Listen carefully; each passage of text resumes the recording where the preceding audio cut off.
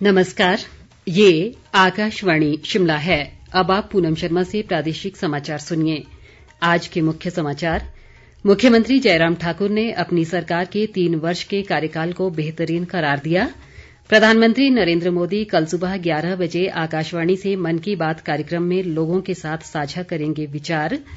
प्रदेश में कोरोना मामलों की संख्या बढ़कर 54,000 के पार। आज अभी तक 64 नए मामलों की पुष्टि।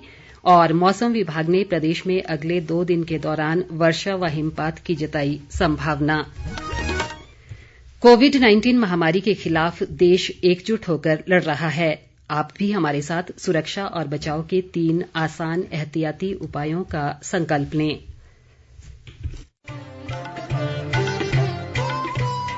कोविड-19 से बचाव और सुरक्षित रहने के 3 उपाय। मास्क लगाएं, 2 गज दूरी है जरूरी, सुरक्षित दूरी रखें, हाथ और मुंह साफ रखें। अब समाचार विस्तार से। मुख्यमंत्री जयराम ठाकुर ने अपनी सरकार के 3 वर्ष के कार्यकाल को बेहतरीन करार दिया है। शिमला में आज एक संवाददाता सम्मेलन को संबोधित करते हुए उन्होंने कहा कि इस कार्यकाल में सरकार ने अनेक नई योजनाएं आरंभ कर आम जनता को राहत पहुंचाई है। मुख्यमंत्री ने कहा कि 70 साल की आयु पूरी कर चुके हर व्यक्ति को पेंशन देना सरकार का पहला सराहनीय कदम रहा। उन्होंने बताया कि सरकार द्वारा शुरू किया गया जनमंच कार्यक्रम भी सफल साबित हुआ है। जयराम ठाकुर ने ये भी कहा कि प्रदेश में पहली बार राजनीतिक प्रतिशोध से मामले बनाने की परंपरा को खत्म किया गया और उनकी सरकार ने बदले की भावना से कोई भी मामला नहीं बनाया। मुख्यमंत्री ने कहा कि कोविड महामारी केवल हिमाचल के लिए ही नहीं बल्कि पूरे देश और विश्व की मानवता के लिए संकट का दौर है, लेकिन राज्य सरकार ने इस दौरान भी विकास कार्य सुचारू रखने का प्रयास किया। हिमाचल प्रदेश में वर्तमान सरकार का 3 वर्ष का कार्यकाल पूरा हुआ, 1 वर्ष प्रभावित हुआ, लेकिन मैं कह सकता हूं कि उसके बावजूद भी हम काम पर चले रहे। काम फिर भी उसके बावजूद भी किया है हिमाचल प्रदेश में। और कोरोना के उस संकट में जितना कर सकते थे हमने वो करने की कोशिश। स्वास्थ्य की सुविधाओं को अपग्रेड करना, मेक शिफ्ट अरेंजमेंट, 4 जगह 4 हॉस्पिटल हम और जाकर के जो है इन दिनों में, ताकि कोविड के मामले में और ज्यादा बढ़ोतरी हो तो उनको रखने के लिए हमारे पास पूरी सुविधा के साथ जो व्यवस्था हो। मुख्यमंत्री ने कांग्रेस पर मुद्दा विहीन होने का आरोप लगाया और कहा कि कांग्रेस पार्टी के नेता जनता को गुमराह करने के लिए बेबुनियाद बयानबाजी कर रहे हैं। इस बीच प्रदेश भाजपा प्रभारी अविनाश राय खन्ना ने कहा है कि प्रदेश सरकार का 3 वर्ष का कार्यकाल पूरा होने पर शिमला में कल 27 दिसंबर को एक सेमी वर्चुअल कार्यक्रम आयोजित किया जाएगा। शिमला में पत्रकारों से बातचीत में उन्होंने कहा कि इस कार्यक्रम को रक्षा मंत्री राजनाथ सिंह और भाजपा के राष्ट्रीय अध्यक्ष जगत प्रकाश नड्डा संबोधित करेंगे। खन्ना ने कहा कि प्रदेश में भाजपा संगठन और सरकार ने जनता की सेवा की है और आगामी 2 वर्षों में भी सरकार विकास की गति को और तेजी से आगे बढ़ाएगी।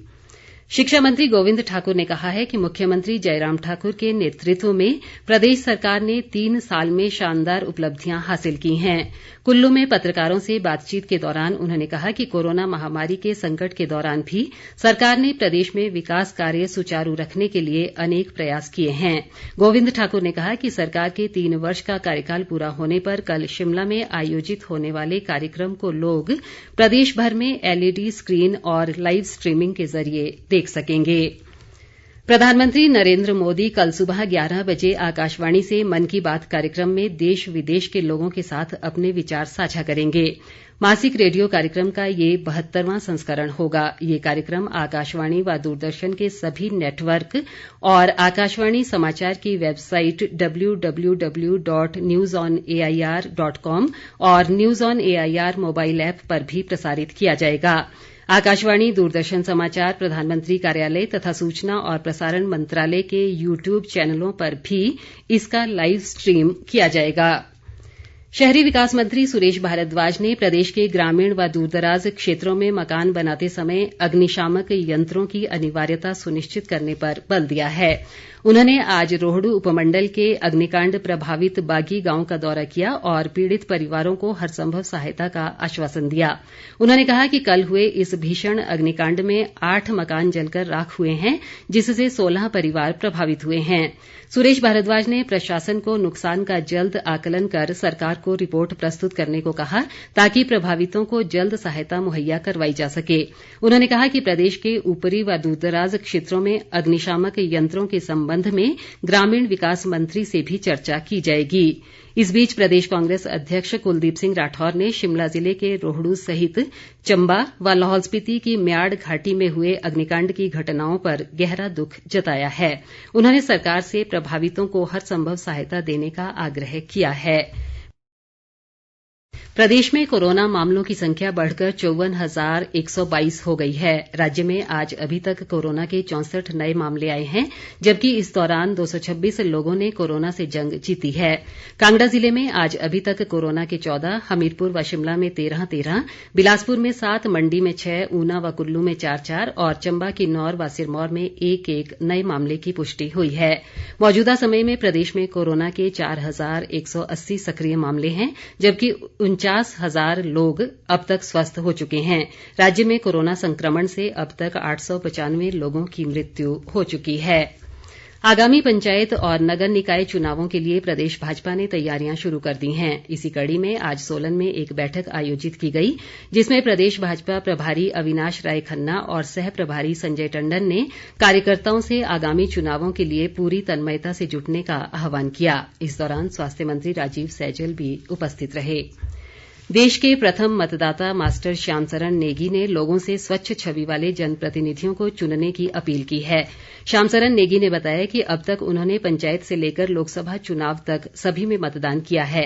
उल्लेखनीय है कि किन्नौर जिले से संबंध रखने वाले श्याम सरन नेगी 103 वर्ष की उम्र में भी आगामी पंचायती चुनावों में वोट देने के लिए उत्साहित हैं।